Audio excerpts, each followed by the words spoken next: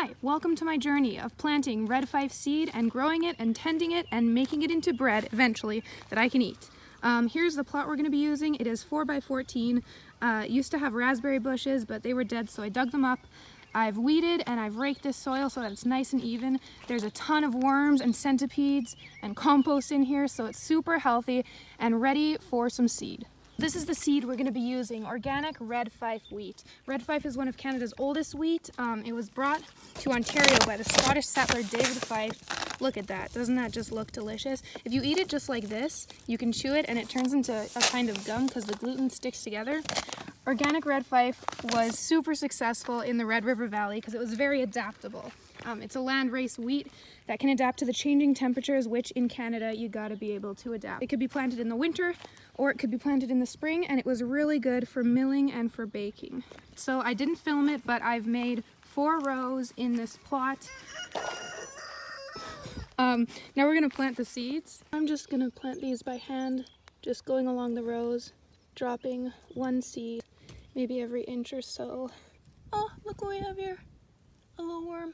Look at that. Beautiful. Good work, little buddy. All right, all the rows have been seeded. Now I'm just gonna put a light layer of soil on top of the seeds. I'm a little late to planting. Normally these would be planted shortly after the ground thaws and doesn't freeze again, but it is May 25th. So I'm a little late, but it's okay. So we're gonna just do a light layer of dirt on top, and then I'm going to be watering them. And I'll just skip to that so you don't have to deal with all this. All right, there it is. Our red Fife wheat is planted and it's been watered, and I guess we'll check in when it starts to sprout. It is May 30th. The seeds have been planted for 5 days. It froze overnight and I was really worried that the red Fife would have been taken out, but look at that, it's sprouting. Look at those little sprouts. They're beautiful, so resilient. Mwah, chef's kiss. Check it out, this is 2 days of growth. It's June 1st, and these little sprouts are just shooting up with such a joie de vivre. Look at them thrive. It's June 8th, it rained all night last night, so now is the perfect time to weed because the soil is super wet and the weeds are really easy to pull out. Sorry, little homies, it is time to go. Check out this little guy I just found, a little millipede. Just squirming around. Back to the soil, buddy. Look at this little teeny baby earthworm. Looks like a little raspberry plant didn't want to let go. Sorry, pal. It is June 25th and this red Fife is just shooting up. It's been about 5 days since I weeded it last, and you can see these raspberry bushes are all back trying to make their way, but there's also a bunch of bigger, tougher looking weeds around the edges and kind of in between the rows. So I'm going to be doing some hardcore weeding to set these plants up for success. When negative people grab a hold of you and try to bring you down. Big day, big day, big day! It is July 10th, and check it out. The red Fife has sprouted grains. Look at that lush crop. I'm so excited. It's about up to my hips. It's thick, it's lush, it's thriving, and almost each stalk has some grains popping out of it. Look at that beautiful red Fife. I mean, it's green, but it's glorious. July 16th, and this red Fife is so tall, it's nearly up to my shoulders. You can see all these grains are just, Sarah, all these grains are just popping up, growing out. It's growing at a crazy rate. I'm so happy. I'll back up so you can see how tall it is. Look at that. So exciting. It is August 11th and it is very windy, but as you can see, the wheat has grown so tall and it's getting so heavy on top and it's so windy that it's starting to tip over. But that's okay because as you can see, the wheat is also starting to dry out. The wheat berries themselves are getting drier and they're really big and beautiful. So we'll just wait a little bit longer for it to dry out more, and then we will start harvesting, and then we'll dry and we'll flail and we'll grind and we'll get that bread. Hey everybody, it's August 14th. It's raining, nobody's at work today, but I just wanted to show you all how ugly the Fife is. Yesterday we had that big storm, lots of wind, lots of rain, and this Fife is just too big for its own good. The wind kind of took it out, but that's okay because it's not dead. I also wanted to show you it's starting to turn red. It's not ready to harvest yet. To figure out if it's ready to harvest, you just take a little wheat berry out of its little pocket, put it in your mouth, If it crunches and it like cracks, that means it's hard and it's ready to be harvested. These ones are still soft and chewy, so we're not quite ready to harvest yet. But I also wanted to show you some cool other things that are growing among this wheat that I didn't plant. Over here, it looks kind of just like fluffy wheat. If you hold it back, it kind of blends in. But this is Timothy Chalamet. Just kidding. It's just a different grain that grows pretty freely. It's got much smaller little grain berries, and they each have a little, I don't know, a little tail coming from it, which makes it look very furry and fuzzy, and it feels very fuzzy. But I didn't plant it, so it's kind of growing like a weed amongst the wheat. Over here, we have some wild oats that are just sprouting up from the raspberry plants that are still somehow growing. And, you know, just like oats, but a little bit smaller, a little bit wilder. We got a ton of stuff growing in this bed that was meant for only wheat. Yeah, you can see the wheat really just got pretty flattened because it's the only tall crop in this garden for the most part. We didn't have a lot of stuff sheltering it from the wind and the rain, so it took a hard hit, but that's okay because it's still alive, and hopefully soon it'll be ready to harvest. The wheat really just got pretty flattened because it's the only tall crop in this garden for the most part. We didn't have a lot of stuff sheltering it from the wind and the rain, so it took a hard hit, but that's okay because it's still alive, and hopefully soon it'll be ready to harvest. August 22nd, baby, and this wheat is ready to be harvested. I took a little wheat berry from this stalk here, crunched it in my teeth, gave a nice satisfying crunch. I got my sickle and I'm ready to go. It's a serrated edge, so it just cuts like that, and then you got a little handful of wheat. It really doesn't take a lot of physical effort, and then I just bring it over here in a bundle, and I'll use an embroidery thread because I don't have twine, and just plop it next to my other sheaves of wheat. There we have it, folks. That's our wheat harvest for the season. Next step, threshing. So I've trimmed the wheat again, just kind of cut off some extra stalk that I didn't need. And you can already see that the seeds, the actual wheat kernels, are starting to come out of their little, the chaff that's coming off, but we'll get to more of that later.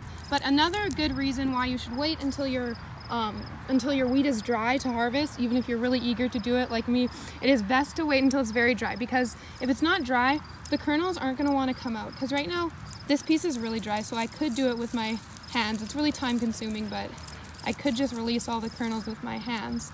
But when you have a less dry piece, a younger piece maybe, like this one here, you can see it's still a little green. If you have one like this, it's not going to come out as easy. And when you're flailing, it'll be a lot harder. All right, now that we've cut the wheat, we are ready for the next step, which is threshing. I've put the wheat in the sheet, rolled it all up, and what we're going to do is we're going to take our flail, which is just 2 pieces of wood tied together with some twine, and really, we're just going to hit the bundle of wheat over and over again. And what this is doing is it's loosening all the kernels, all the grains of wheat from the stalk. It's releasing them from the chaff, and we will see what that looks like in a moment. So after we just hit it a whole bunch, whoa!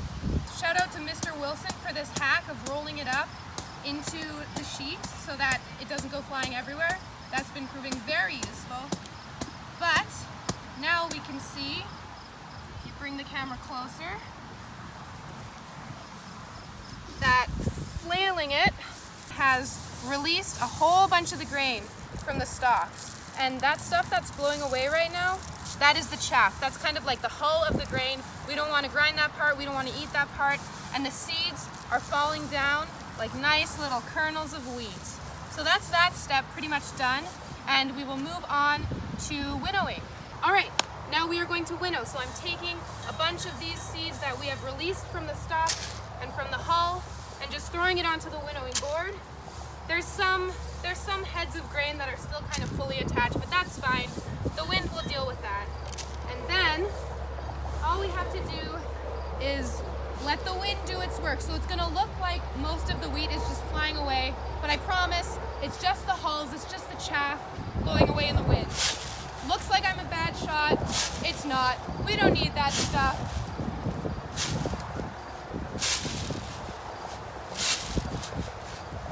Look at that. Wow. And then, if we can ignore the big pieces that are left, we have our nice little wheat seeds, chaffless. It's still got to be winnowed a little bit more, but this is almost to the point where we're ready to start grinding. So this is a kernstone grinder, and how it works is it's hand powered, it's pretty small. There's two stones. There's this one here, which is movable. You can take it off, it's actually not attached at all. But underneath, inside this barrel, there is one stationary stone. And what we do is we put the wheat in here and we'll turn the kernstone. And what it'll do is it'll grind the wheat between the stone that's moving and the stationary stone, and it'll turn it into flour. So this is what we're gonna do. I'm gonna take some of our very clean winnowed wheat kernels, put it in there. We're gonna turn it counterclockwise, and you're gonna see out comes flour. That sweet, sweet, hearty, whole grain, red Fife flour. All right, folks, it is September 5th, and this is the moment you've all been waiting for. We have our flour. We've done it. We've grown it from a seed. We've processed it fully, and now we are ready to get that bread. I've mixed together some warm water, some salt, some honey from my bees, and of course, yeast, and we're gonna wait till that gets a little foamy and then add the Fife. Here we go. So I added just enough flour that the dough pulled away from the bowl and isn't really that sticky anymore. You can see it's not as stretchy as your normal all-purpose flour white bread dough would be, but that's because we used a hand kernstone grinder and the flour is a lot coarser than your ultra processed white flour would be. So hopefully the yeast does its job and still gives us a nice fluffy loaf, but it'll definitely be more dense than your average homemade loaf of bread. We're gonna cover it up, set it by the fire for a while, and see if the yeast does its job. All right, the dough has been sitting by the fire for a couple hours and it didn't really rise that much, but I kind of thought it wouldn't. I'm gonna push it down. There's not a lot of air in that, so it'll be a really dense loaf, but that's okay. We've got our trivet set up on our keyhole here, which is where we're gonna cook our bread. Put the Dutch oven down. There's our nice little dense flat loaf. Put the lid on top. Scoop some coals up.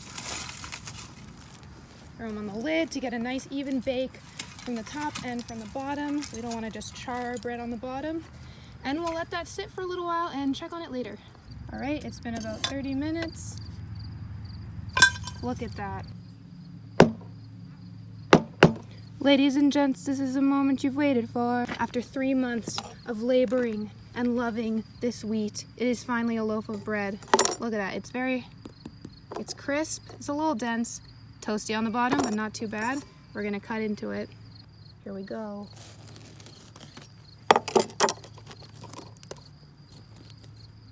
It's red? Hey guys, sorry about that confusion. I realized I'd been cutting beets before I cut into this bread, so I thought it was some weird red Fife magic. Nah, it's just beet juice. But check it out, we've got our loaf of bread. It's pretty dense, as I said, but it's cooked all the way through.